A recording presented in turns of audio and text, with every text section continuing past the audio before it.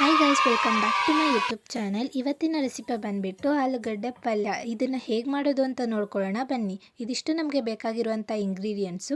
ಫಸ್ಟಿಗೆ ನಾನಿಲ್ಲಿ ಒಂದು ಬಾಣಲಿಗೆ ಒಂದು 4 ಟೇಬಲ್ ಸ್ಪೂನಷ್ಟು ಆಯಿಲ್ನ ಸೇರಿಸ್ಕೊತಾ ಇದ್ದೀನಿ. ಎಣ್ಣೆ ಕಾದ ನಂತರ 1 ಟೇಬಲ್ ಸ್ಪೂನಷ್ಟು ಸಾಸಿವೆ ಹಾಗೆ 1 ಟೇಬಲ್ ಸ್ಪೂನಷ್ಟು ಕಡಲೆಬೇಳೆನ ಸೇರಿಸ್ಕೊಂಡು ಇದು ಗೋಲ್ಡನ್ ಬ್ರೌನ್ ಆಗೋವರೆಗೂ ಫ್ರೈ ಮಾಡ್ಕೊತಾ ಇದ್ದೀನಿ.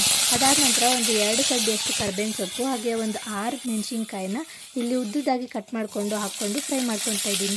ಅದರ ಜೊತೆಗೆ ಒಂದು 3 ದೊಡ್ಡ ಸೈಜಿನ ಈರುಳ್ಳಿನ ಸಣ್ಣದಾಗಿ ಹಚ್ಕೊಂಡು ಮತ್ತೆ ಇಲ್ಲಿ ಹಾಕ್ಕೊತಾ ಇದ್ದೀನಿ. ಇದನ್ನು ಫ್ರೈ ಮಾಡ್ಕೊಂಡ ನಂತರ ರುಚಿಗೆ ತಕ್ಕಷ್ಟು ಉಪ್ಪನ್ನು ಇಲ್ಲಿ ಸೇರಿಸ್ಕೊಂಡು ಹಾಗೆ ಇದ್ರ ಜೊತೆಗೆ 1 ಟೀ ಸ್ಪೂನಷ್ಟು ಅರಿಶಿನ ನಾನಿಲ್ಲಿ ಸೇರಿಸ್ಕೊತಾ ಇದ್ದೀನಿ.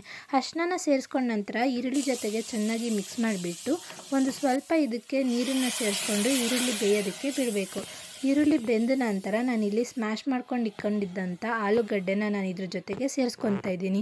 ಆಲೂಗಡ್ಡೆ ಈರುಳ್ಳಿ ಜೊತೆ ನೀಟಾಗಿ ಮಿಕ್ಸ್ ಆಗೋ ಥರ ನಾವಿಲ್ಲಿ ಇದನ್ನು ಮಿಕ್ಸ್ ಮಾಡ್ಕೊಬೇಕು. ಇದನ್ನು ಮಿಕ್ಸ್ ಮಾಡಿಕೊಂಡು ಸ್ವಲ್ಪ ಬೇಯೋದಕ್ಕೆ ಬಿಟ್ಟ ನಂತರ ಲಾಸ್ಟಲ್ಲಿ ನಾವು ಕೊತ್ತಂಬರಿ ಸೊಪ್ಪನ್ನು ಇದಕ್ಕೆ ಸೇರಿಸ್ಕೊಂಡು ಮತ್ತೆ ಇದನ್ನು ಮಿಕ್ಸ್ ಮಾಡಿಕೊಂಡ್ರೆ ಮುಗೀತು. ಆಲೂಗಡ್ಡೆ ಪಲ್ಯ ಇಷ್ಟು ಬೇಗನೆ ರೆಡಿ ಆಗುತ್ತೆ. ಸೊ ನೀವು ಕೂಡ ಮನೇಲಿ ಟ್ರೈ ಮಾಡಿ ಟೇಸ್ಟ್ ಮಾಡಿ ಹೇಗಿದೆ ಅಂತ ಕಮೆಂಟ್